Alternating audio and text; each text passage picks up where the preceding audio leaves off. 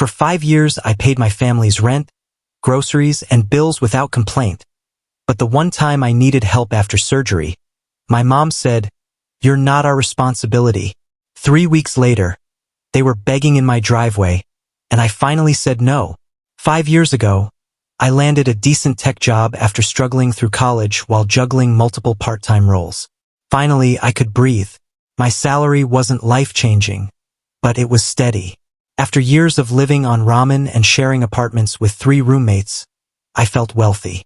My family had always faced financial struggles. Dad left when I was 12, and Mom raised my 2 younger sisters while working at a grocery store. We lived paycheck to paycheck, and I watched the stress lines on her face deepen with every passing year. When I got my job, I didn't hesitate to help out. It started small, covering groceries here and there, assisting with utility bills when they fell behind. Then Mom's hours were cut. The grocery store was downsizing, and at 52, she wasn't exactly a priority for management. My younger sister was still in high school, and the other sister had just started community college. The math was clear. They needed help, and I could provide it. So I became the family bank. Rent, car payments, insurance, groceries, school supplies, I covered it all. My own apartment was a modest studio in a rough neighborhood. But I didn't mind. Family comes first, right? That's what Mom always taught us. For 5 years, roughly 70% of my income went out every month. I set up automated transfers, scheduled payments, ensured everyone had what they needed. My sisters wore new clothes for school while I rotated between the same 5 shirts. Mom got her medication while I delayed dental work for 2 years. I never complained, not once. When friends invited me out, I made excuses about being tired instead of admitting I couldn't afford a $20 dinner. When I dreamed of weekend trips or a decent car, I reminded myself that my comfort wasn't worth my family's stability. 3 months ago, everything changed. I'd been suffering severe abdominal pain for weeks, but as always, I ignored it. Between work deadlines and family obligations, there was never time to deal with my own health. When I finally collapsed at work and a colleague called an ambulance, the doctors discovered my appendix had nearly ruptured. Surgery went well, but recovery was harsh. The doctor insisted on 2 weeks of total rest, followed by weeks of limited activity, no lifting, no driving, minimal walking. Living alone, this was a major problem. I made the mistake of assuming my family might step up for once. I called Mom from my hospital bed, still groggy from anesthesia, and explained my situation. I asked if one of them could stay for a week or 2 to help with basics like grocery shopping and making sure I didn't overdo it. I wasn't asking for nursing care, just someone nearby. The silence on the other end lasted longer than I expected. When Mom finally spoke, her words felt like a physical blow. She told me I was 31 and needed to handle my own problems. She said she had responsibilities of her own and couldn't drop everything because of my health. Then came the words that still ring in my ears. I wasn't their responsibility anymore. I hung up, staring at the hospital ceiling, trying to process what just happened.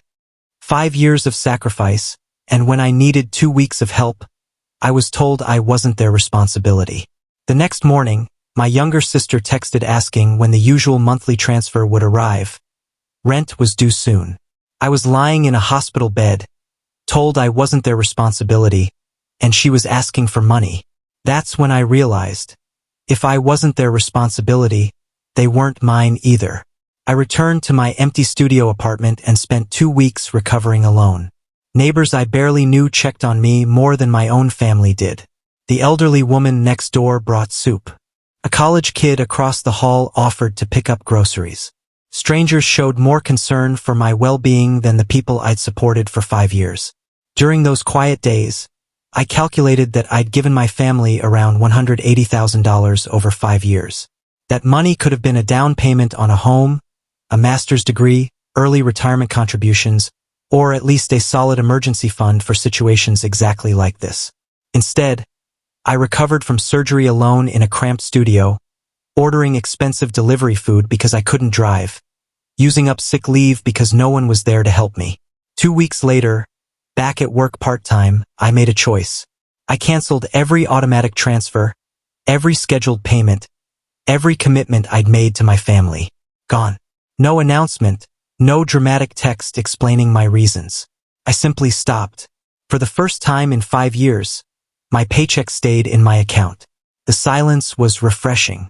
My bank balance grew week after week. I could order dinner without checking my account. I bought new clothes. I scheduled dental work I'd postponed. Simple luxuries felt revolutionary. For 3 weeks, my phone stayed quiet. No frantic messages about overdue bills or grocery money. I almost believed they'd managed to handle things. I should have known better. Then last Tuesday evening, I came home to find Mom's car in my parking lot. She sat inside, both sisters with her. As I approached, she got out. The conversation that followed was uncomfortable beyond words. Mom's composure cracked as she explained they were 3 weeks behind on everything. Landlord notices, car repossession threats, barely 2 days of food left. She asked about the money, about the stop transfers. I told her, if I wasn't their responsibility, they weren't mine. The tears came first.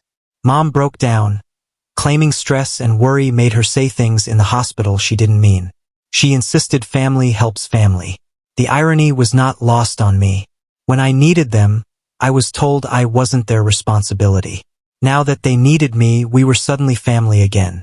My older sister then lectured me on selfishness, punishment, and how I had more money than needed. Listening to them pile guilt on guilt, something hardened inside me. They weren't sorry about their behavior, only about the consequences.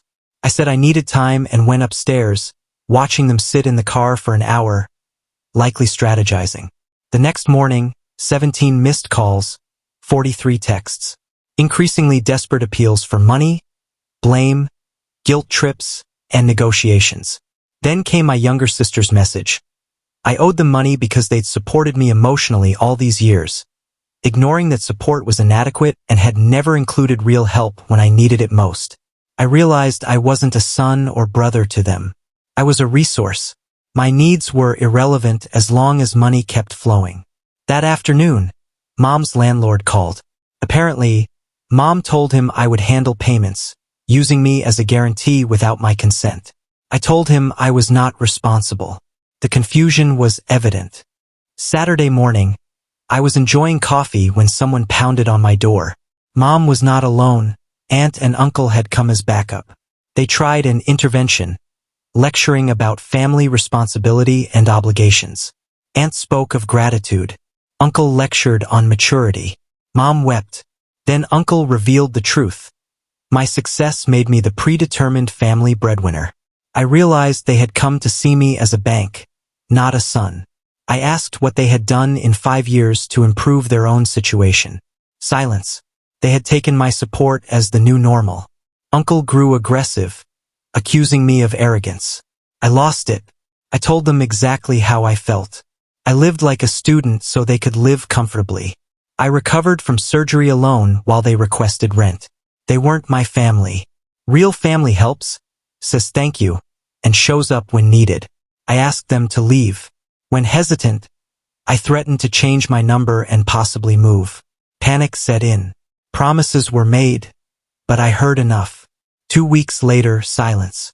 I heard they found temporary housing, sisters got part-time jobs, Mom exploring job training.